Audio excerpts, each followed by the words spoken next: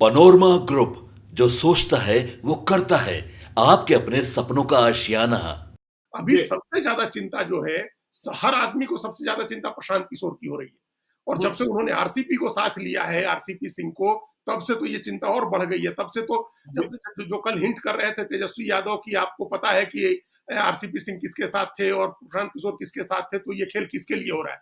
वो समझ रहे हैं कि बिल्कुल। उनके लिए खेल हो रहा है, उनको निपटाने के लिए खेल हो रहा है। लेकिन हम्म। बीजेपी अलग समझ रही है, बीजेपी समझ रही है कि उसको निपटाने के लिए खेल हो रहा है। तो हाँ, ये बिल्कुल। समझिए और प्रशांत देखिए, किशोर आम ने क्या समझ भी, किया है। हमारी आपकी समझ भी ये है कि हम्म, आरसीपी सिंह और प्रशांत किशोर का मिलना और आज फिर उदय सिंह का आ जाना, यह सब कुछ बीजेपी के लिए नुकसानदेह है। क्योंकि देखिए, बिल्कुल। उदय सिंह जाति से राजपूत, और बिहार में राजपूत जाति और कुशवाहा जाति के बारे में तो साफ तौर पर कहा जाता है कि ये दोनों अपनी जाति के उम्मीदवार को ही वोट देते हैं।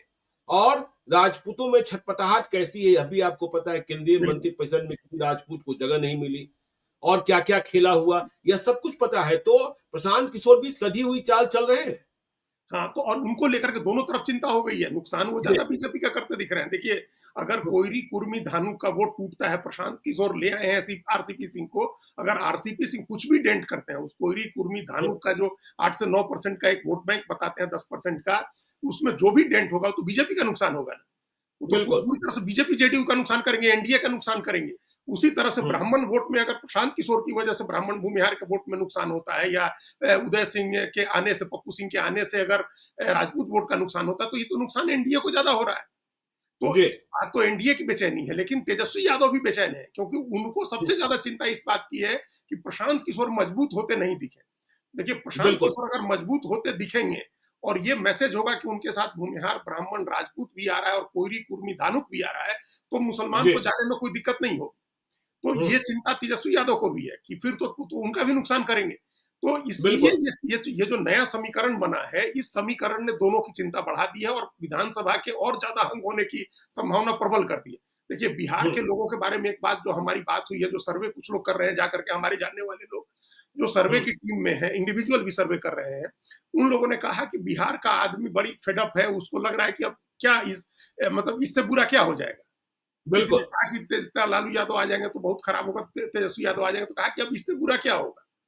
हुँ। मतलब इतना खराब लोग मान रहे हैं स्थिति वहां। फिर हमको एक मीम ध्यान आया, जो पाकिस्तान में जब पहलगाम कांड हुआ, तो वहां मीम हुँ। बन रहे थे पाकिस्तान में, पाकिस्तान के हुँ। लोग ही बना रहे थे आपस में ही। जी। किसी ने कहा कि भारत जो है बड़ी बहुत तबाही कर देगा, हम लोगों को बहुत बर्बाद कर देगा।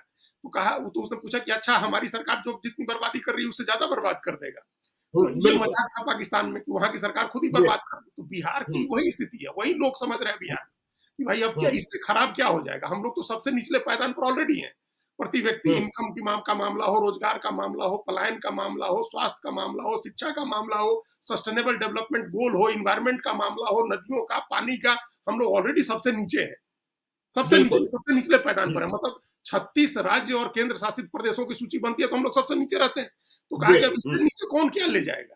तो इस हुँ। बार जोखिम लेते हैं, इस बार मन से खुल के, जिसको जो अच्छा लगेगा हम उसको वोट देंगे। मतलब कोई बंधुआ बन के कि हम नीतीश को ही देंगे, या हम मोदी को देंगे, या हम लालू को देंगे, ये वाली सोच नहीं है। ये कई लोगों जी। के सर्वे में ये फीडबैक मिली है। ये बात हुँ। बीजेपी को भी पता है और आरजेडी को नहीं, भी आप पता है, सही कह कांग्रेस रहे हैं। को भी। देखिए, कल रात आप सही कह रहे हैं। कल रात को देखिए, देश के जाने-माने ज्योतिषी हैं, बिहार के ही रहने वाले हैं, समीर उपाध्याय। उनके बेटे का यज्ञोपवीत संस्कार था। तो फिर इसके बाद स्वरुचि भोजन में मैं गया हुआ था। काफ़ी लोगों से मुलाकात हुई, और आम समझ यह थी कि बिहार में करने को कुछ बचा नहीं। हाँ, नहीं बचा। सभी सफल लोग थे, मन नहीं लगता है। सब कुछ छोड़ देने का मन करता है बिहार में जो कुछ है। और इस बात की चिंता कि गांव में बूढ़े माँ बाप, जो मैं बार बार कहता हूं कि बिहार बूढ़ों का प्रदेश, तो निराशा तो है कि अब इससे बुरा क्या हो। क्या होगा?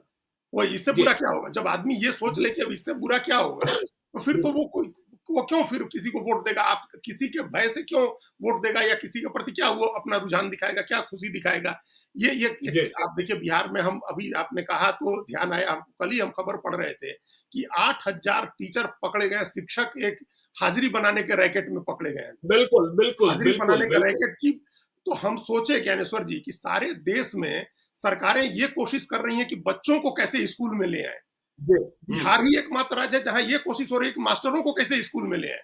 जी, जिस गर्मी मास्टर के को दिनों में जाड़े का जैकेट पहनकर तस्वीरें लगाई जा रही है और हाजिरी बनाई जा रही है। वही हाजिरी बनाई जा रही है, मोबाइल जी, किसी और को दिया हुआ है जो उस मोबाइल से हाजिरी बना रहा है जाकर के, ये पूरा बिल्कुल। रैकेट चल रहा है। 8,000 लोग इसमें जी, फंसे हैं। तो जी, मतलब बिहार एकमात्र स्टेट है जहां ये कोशिश करनी होती है सरकार को कि मास्टर जिसको नौकरी दी है उसको कैसे स्कूल में ले आए। बच्चा तो बाद बिल्कुल। में ले आएंगे, पहले मास्टर को तो ले आए स्कूल में। तो जब हुँ, ये स्थिति हो गई है तो वहां फिर बिहार के लोगों में अब मान लिया कि अब इससे बुरा कुछ नहीं हो सकता है। तो अब हुँ, देखते हैं, प्रशांत किशोर कह रहे हैं कि हम अच्छा करेंगे तो प्रशांत किशोर को देख लेते हैं, या तेजस्वी हुँ, कह रहे हैं, वो कह रहे हैं कि अच्छा करेंगे तो हम उनको देख लेते हैं। कोई और अच्छा करता हुआ दिखेगा, इंडिविजुअल कैंडिडेट अच्छा दिखेगा तो उसकी तरफ लोग जाएंगे। ये फीडबैक है। उसकी काट क्या है, ये धारणा कैसे बदलेगी? तो बीजेपी बिल्कुल। के नाम के की नजर में, एनडीए की नजर में ये समझ बनी है कि अगर फिर से नीतीश कुमार का ही नाम हो कि नीतीश कुमार मुख्यमंत्री होंगे और डबल इंजन की सरकार होगी, नरेंद्र मोदी प्रधानमंत्री है, तभी कुछ विकास का काम होगा। नरेंद्र मोदी आकर के घोषणा करेंगे विकास की जी, योजनाओं की और कुछ बड़ी चीजें करने की, तो इसको हुँ, थोड़ा बहुत रोका जा सकता है, थोड़ा बहुत कंट्रोल किया जा सकता है। तो इसी हुँ, इसी वजह से ये सारी मुहिम शुरू हो गई अचानक कि मुख्यमंत्री पद की वैकेंसी नहीं है, नीतीश कुमार ही मुख्यमंत्री होंगे। और आपने आपने जैसा पहली लाइन कही कि प्रधानमंत्री आ रहे हैं 2 दिन के लिए, ये बहुत संभव है कि अपनी इस यात्रा में वो नीतीश कुमार का नाम घोषित कर दें, या किसी बिल्कुल। तरह से कोई ऐसा स्पष्ट इशारा करके जाएँ जिससे ये लग जाए कि नीतीश कुमार ही मुख्यमंत्री होंगे चुनाव के बाद।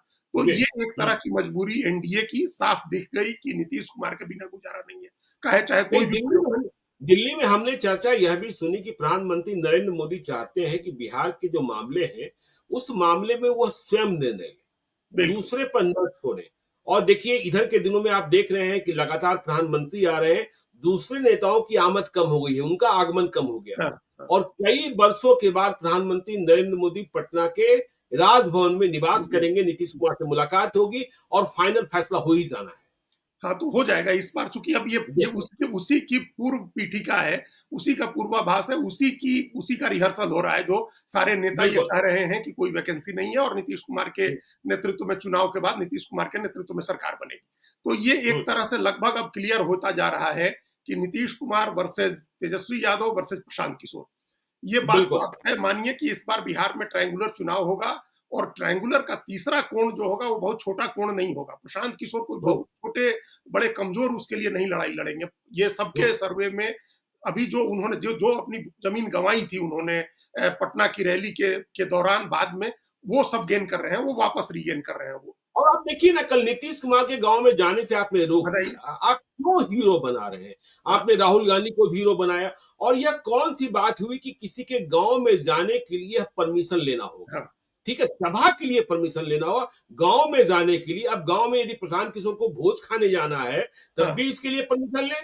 और देखिए प्रशांत किशोर क्या है क्या नहीं है, यह बात नरेंद्र मोदी और नीतीश कुमार दोनों जानते हैं। बाकी को दिशा भ्रम और दिग्भ्रम हो सकता है, लेकिन जितना बेहतर नरेंद्र मोदी और नीतीश कुमार जानते हैं। देखिए हम तेजस्वी यादव की बात नहीं कर रहे हैं क्योंकि 2015 के चुनाव में उनका पदार्पण ही हो रहा था, वह बस चुनाव लड़ रहे थे। वह क्या लड़ रहे थे, लालू यादव भी लड़ रहे थे।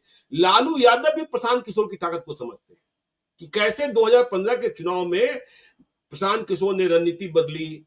लालू यादव का एक फोटो किसी बड़ी होर्डिंग पर नहीं लगा क्योंकि लालू का भय और नीतीश का तेज दिखाकर कैसे बिहार को फिर से जीता था। और नीतीश कुमार को जो उदासी थी, नीतीश कुमार जिस मातम में थे, पुराने लोग कहते हैं कि नीतीश कुमार को भरोसा नहीं होता था कि 2015 जीत लेंगे, लेकिन यह प्रशांत किशोर का चमत्कार था, रणनीति थी। बिल्कुल चमत्कार था भाई। 2015 में जो दही चूड़ा का भोज था, उस दौरान हम लोग की मुलाकात हुई थी। हम और हरिशंकर व्यास जी थे, मुख्यमंत्री से मिले थे। नीतीश कुमार मुख्यमंत्री नहीं थे उस समय, जीतन राम मांझी मुख्यमंत्री थे, और बड़े बुखार में थे नीतीश कुमार जब उन्होंने बुलाया था हम लोग को मिलने के लिए, और माथा वाता सब ढक के लेटे पड़े थे। तो उनके यहाँ जो अवसाद था, जो डिप्रेशन था, जो निराशा थी, वो तो फर्स्ट हैंड हम लोगों ने फील किया। हम लोग बिल्कुल। 1 डेढ़ 2 घंटे रहे और हमने बड़ा ललकार करके एक भाषण भी दिया था वहाँ, जो जो बाद में आरसीपी जी बाद में कई बार इस बात का जिक्र करते रहे। तो नीतीश कुमार उस समय बड़े डिप्रेशन में थे। बहुत आपने ठीक कहा कि उनकी स्थिति बहुत ऐसी नहीं थी कि वो चुनाव मतलब कैसे हटाएं जीतन राम मांझी को, कैसे चीजों को जी, कंट्रोल करें, कैसे क्या अलायंस बनाएं, ये सब चीजों से जूझ रहे थे, जिसमें वो हमने फर्स्ट हैंड हमने देखा था। आपने भी देखा ही होगा उस समय। तो बिल्कुल। अब 10 साल के बाद वापस एनडीए उसी पर आ रहा है। 10 साल के बाद फिर से नीतीश कुमार के चेहरे को लेकर के ही उसी के इर्द गिर्द अब सारी राजनीति होनी है। उसकी जी, तैयारी हो गई है दोनों तरफ से। तो अब लड़ाई अब जो ये हम जिस सर्वे की बात बता रहे हैं, इसके आंकड़े आ जाएंगे, अगर कुछ शेयर करेगा तो हम लोग फिर चर्चा करेंगे। लेकिन ये इसमें बिल्कुल तेजस्वी यादव के लिए भी बड़ी चिंता की बात है, क्योंकि उनके लिए जो है उनकी सीटें, उनकी लोकप्रियता भी कमजोर होती दिख रही है। कोई बहुत बहुत माहौल उनका बिल्कुल नहीं बन रहा है। बिल्कुल बिल्कुल हम लोग बिल्कुल पहले व्यक्ति हैं जो कहा था कि नीतीश कुमार हटेंगे तो उस वैक्यूम को तेजस्वी भरेंगे, लेकिन जी। उनकी निष्क्रियता, उनका घर बैठ जाना, उनका कोई पहल नहीं करना, ये उनके लिए बड़ा नुकसान कर रहा है। हाँ, मुख्यमंत्री के रूप में वे लोकप्रिय हो सकते हैं, लेकिन उनकी पार्टी और उनके पार्टी हाँ, उम्मीदवारों को लोग पसंद करेंगे, यह बात कहाँ, यह तो किसी सर्वेक्षण में बताया ही नहीं गया है। नहीं आया। हाँ, जी। बिल्कुल ठीक बात है। तो अब आगे जो है, जो नीतीश कुमार तो ठीक है, अब नीतीश कुमार की सेहत, देखिए नीतीश कुमार, यह बात तय हो गई कि जब 29 मई को प्रधानमंत्री आएंगे तो साफ साफ संकेत मिल जाएगा कि नीतीश कुमार के हवाले ही बिहार है और नीतीश कुमार को ही फिर जीतना है। तो देखिए नीतीश कुमार में कहीं दाग बट्टा तो है नहीं, सेहत की जो बात कर लीजिए, हाँ, और फिर वही चर्चा होती है जब आप नीतीश कुमार के विकल्पों पर चर्चा करने लगते हैं तो फिर शून्य में चले जाते हैं कि नीतीश कुमार का विकल्प कौन, और यही नीतीश कुमार जीत जाते हैं। क्या 2025 में फिर से ऐसा ही होने जा रहा है? बिल्कुल ऐसा ही होने जा रहा है। बिल्कुल ज्ञानेश्वर जी, यही होगा नीतीश कुमार के लिए। अभी जी। चुनाव जीतेंगे, अभी उस पर हम लोग नहीं आएंगे, लेकिन स्थिति जो दिख रही है, एकदम बिखराव जो दिख रहा है कि सत्यनारायण भगवान के प्रसाद की तरह जो बटना वोट सभी पार्टियों में, और रायता फैलना जिसको कहते हैं कि रायता फैल जाए समेटा न जाए, वो स्थिति नहीं रहेगी। कंसोलिडेशन होगा, एनडीए के वोट का कंसोलिडेशन होगा। तो इसलिए जी। अभी नीतीश कुमार पर फिर जो है, अब ये इस मतलब रिलाई करना जिसको बोलते हैं, कि एनडीए पूरा अब उन्हीं के ऊपर रिलाई करेगा, उनका चेहरा अब ज्यादा दिखाया जाएगा, उनका नाम लिया जाएगा, उनको मुख्यमंत्री का दावेदार बना करके लड़ा जाएगा, क्योंकि इससे जी। लग रहा है कि महिलाएं जो हैं वो कंसोलिडेट हो जाएंगी, महिलाएं पूरी तरह से साथ में आ जाएंगी, और जो हम्म। मध्यवर्ग का वोट है, जो अति पिछड़ा है, जो महादलित है, वो सारे वोट फिर से वापस आ जाएंगे। मतलब जो सामाजिक बिल्कुल। समीकरण पुराना है उसको हम लोग एक साथ कर लेंगे। ये हो रही हम्म। है, ये मतलब ये अभी इससे ये लगा। एक पहलू तो हम लोग का ये था। दूसरा पहलू जो हम्म। आप बता रहे थे प्रशांत किशोर के बारे में, हम्म। हाँ, तो प्रशांत किशोर ने उदय सिंह और फिर आनंद मिश्रा, दोनों की बात हम लोग करने, देखिए उदय सिंह की चाल चल दी गई है, लेकिन आनंद मिश्रा दूर चले गए हैं। यह भी समझना होगा कि प्रशांत किशोर अपने लोगों को अपने साथ रख क्यों नहीं पाते, यह भी एक सवाल है अजीत जी। देखिए ये बड़ा सवाल है। जब आपने हमको बताया, हमको आइडिया नहीं था कि आनंद मिश्रा दूर जी। जा रहे हैं, क्योंकि बीच में जब वो दूर हो गए थे उसके बाद वो फिर वापस आ रहे हैं, ये सूचना थी हमको। ये इसके वीडियोज भी हम लोगों ने देखे कि वो फिर वापस आ गए हैं और फिर प्रशांत किशोर के साथ जुड़ गए हैं। लेकिन अब फिर आपने बताया कि वो अब कुछ पार्टी के संगठन और उससे अलग हो गए हैं। हाँ, युवा युवा का प्रभार और जो कोर कमेटी के वो मेंबर थे, उससे इस्तीफा उन्होंने दे दिया और कह रहे हैं कि जनसुराज में बने हुए, लेकिन ऐसा बने रहना कोई मतलब होता नहीं है, इसका मतलब उनकी दिशा कहीं और है। बिल्कुल कहीं और है। इसलिए मतलब जी। एक तो उनकी अपनी दिशा, एक तो जो जो इस तरह के कोर कमेटी में या इतना क्लोज व्यक्ति जब चुनाव जब साथ छोड़ता है, तो दूसरे लोगों का भी अविश्वास बढ़ता है।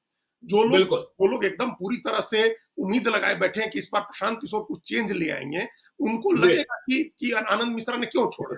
क्या इसलिए हम्म। छोड़ा कि उनको प्रशांत किशोर के साथ कोई संभावना नहीं दिख रही है? उनको ऐसा हम्म। कोई ये नहीं सोचेगा। इस बात पर लोग बाद में पहुंचेंगे कि कोई वैचारिक मतभेद हो सकता है या किसी और बिल्कुल। तरह का मतभेद हो सकता है। सबसे हम्म। पहली बात ध्यान में आती है, वो यही बात ध्यान में आती है कि लगता है कि इनको लग गया है कि प्रशांत किशोर कुछ नहीं कर पाएंगे, तो ये दूसरी जगह रास्ता तलाश रहे हैं। तो जी। ये खराब मैसेज होता है। चुनाव लड़ने हम्म। और जीतने के पहले ही अगर इस तरह का मैसेज बने, तो ये मैसेज ठीक नहीं होता है। अगर किसी तरह बिल्कुल। का मतभेद है, क्रिएटिव मतलब किसी तरह का कोई वैचारिक मतभेद है, उस या हम्म। कामकाज को लेकर के मतभेद है, तो प्रशांत किशोर को आगे बढ़ के इस बात को दूर करना चाहिए, इस मतभेद को खत्म जी। करना चाहिए। क्योंकि ये पहले हम्म। देखिए एक मॉडल है आम आदमी पार्टी का। अरविंद केजरीवाल ने उन तमाम नेताओं को पार्टी से बाहर निकाल दिया जिन लोगों ने पार्टी बनाई थी, खड़ा किया था, पैसे दिए थे, आंदोलन किया था। जी। तमाम लोगों को, प्रशांत किशोर, हम्म। उन्होंने शांति भूषण को, प्रशांत भूषण को, कुमार विश्वास हमारे को, पास में- आनंद कुमार को, और योगेंद्र यादव को, अजीत झा को, प्रोफेसर आनंद कुमार को, जितने लोग थे सबको उन्होंने बाहर कर दिया। जी। लेकिन ये तब किया जब उनकी पार्टी चुनाव जीत गई, 70 में 67 सीट जीत गया, तब किया। बिल्कुल। उसके पहले जी। नहीं किया। जब 28 सीट जीते थे 2013 के चुनाव में, तब नहीं किया था।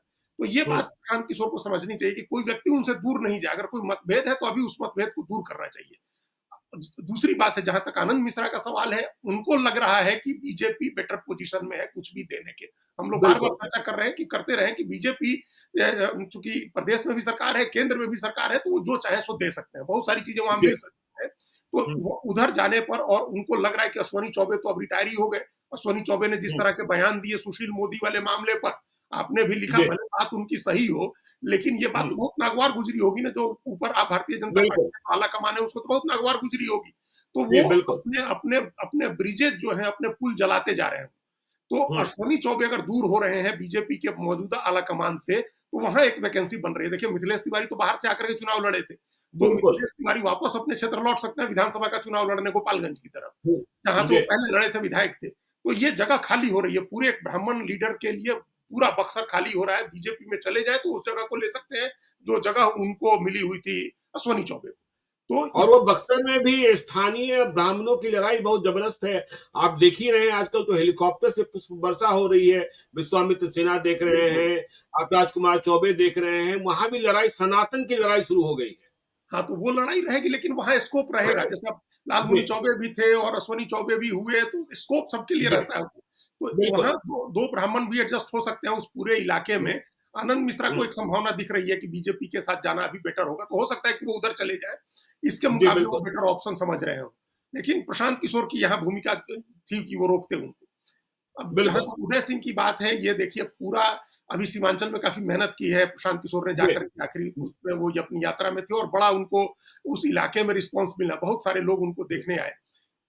जिस तरह का मैसेज पिछड़ी जातियों के वोट में, जिस तरह का मैसेज आरसीपी सिंह के जरिए गया है, उस तरह का एक मैसेज पप्पू सिंह के जरिए जाएगा फॉरवर्ड्स वोट में, राजपूतों के वोट में और सीमांचल के पूरे इलाके में। अब बिल्कुल जाकर और के ये सीमांचल तो यदि अररिया छोड़ दीजिए हाँ, अजीत जी, वो कारण दूसरे रहे तो पूर्णिया देख लीजिए, हुँ, कटिहार देख लीजिए, किशनगंज देख लीजिए, वहाँ तो नए के लिए जगह है ही है ना। जगह, बिल्कुल वहाँ तो जगह नए के लिए जगह है। आप रुपौली विधानसभा का उपचुनाव देख हाँ, लीजिए, वो दोनों से परेशान हैं लोग, एनडीए से और इंडिया ब्लॉक दोनों से। तभी तो उन्होंने क्या देखिए पप्पू यादव को जिता दिया, शंकर सिंह को शंकर जिता सिंह दिया हाँ, और एनडीए से नाराजगी की फिर किशनगंज में देखा ही आपने, ठीक है? हाँ। वहाँ वोट भी अधिक है, कटिहार भी देखा आपने।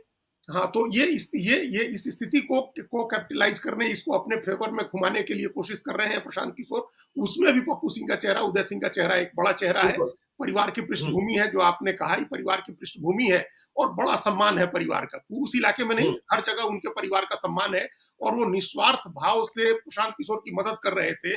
चाहे हुँ। शेखपुरा हाउस में प्रशांत किशोर के रहने का हो या उनकी वैनिटी वैन का लगना हो, गांधी मैदान में लोग चाहे कुछ भी कहें, पप्पू पप्पू सिंह को कुछ ऐसा नहीं चाहिए। अब क्या दे देगा कोई भी व्यक्ति उनको? मतलब बिल्कुल, उनके बिल्कुल। धन संपत्ति और उनके सम्मान, उनमें क्या बढ़ोतरी कर देगा कोई भी आदमी? वो एमपी नहीं, रहे नहीं, हुए नहीं, हैं। वो तो हाँ, बिल्कुल, किसी बिल्कुल। किसी पद से उसमें कोई बढ़ोतरी नहीं होनी है। तो इसका मतलब हुँ, कि उनका एक कमिटमेंट है कि बिहार में अगर कोई व्यक्ति बदलाव के लिए आगे बढ़ा है, तो उसकी मदद करनी चाहिए, इसलिए वो मदद कर रहे थे। जी, तो अब अगर हुँ, वो राष्ट्रीय अध्यक्ष बनते हैं, तो ये पॉजिटिव सिग्नल है। ये सेकंड फेज है ज्ञानेश्वर जी, हमको लग रहा है कि प्रशांत किशोर की राजनीति का ये सेकंड फेज है, जिस जी, फेज में वो पॉलिटिकली इन्फ्लुएंशियल लोगों को जोड़ रहे हैं। पहले वो जोड़ हुँ, रहे थे, बहुत कम पॉलिटिकली इन्फ्लुएंशियल लोग जुड़ रहे थे। पहले आईएएस लोग, रिटायर्ड आईएफएस, रिटायर्ड आईपीएस, इस तरह के लोग, हुँ, सामाजिक कार्यकर्ता या अति उत्साही युवा जुड़ रहे थे। अब वो जी, एस्टैब्लिश पॉलिटिशियंस जो हैं पुराने, उनको जोड़ रहे हैं अपने साथ। ये सेकंड फेज है। हुँ, इसके बाद का फेज होगा। देखिए, वो एक-एक दिन की प्लानिंग किए हुए हैं। अभी हम लोगों ने हुँ, कल उनकी चर्चा की कि कल उन्होंने जो है कल्याण बिघा गए वो और उनके पार्टी में आरसीपी शामिल हुए।